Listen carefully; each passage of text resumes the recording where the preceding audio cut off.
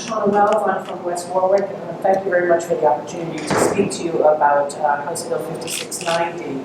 I think this is a poorly conceived bill, and I hope you'll vote against it.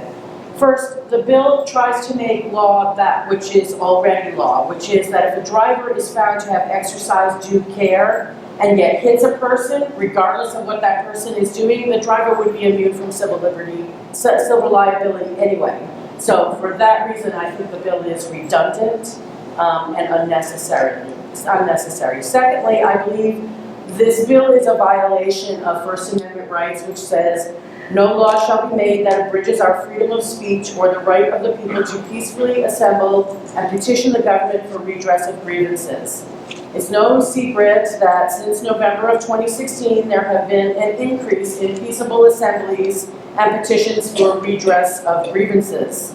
And the majority of those actions have been led and attended by those who are identified as politically left.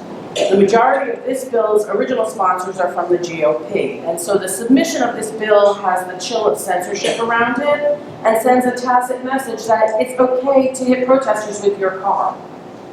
Maybe this time those protesters are liberals, but maybe the next time they'll be conservatives. So passage of this law would hurt them both in terms of being able to peacefully assemble and air grievances. Rhode Island's very founding is built upon an act of protest, conscience, and a profound belief in human rights. To give permission to hit a person who's enacting a fundamental right goes against all that we stand for as a state and a country. Please vote no on this bill. Let it die the death it deserves. We're better than this. Thank you. Thank you, Ms. Wells. Representative Price? Yes. So would you consider peaceful protest blocking cars on 95? I would consider peaceful protest means there's no violence involved in their protesting. So, perfect example, Women's March on January 21st. Yeah, but I was going to talk about the road outside the State House here, because we expected maybe 500 to 2,000 people to show up, and 7,200 showed up, and that did impact the road in front of the State House. And so the city police, they had folks helping cross the street and stuff.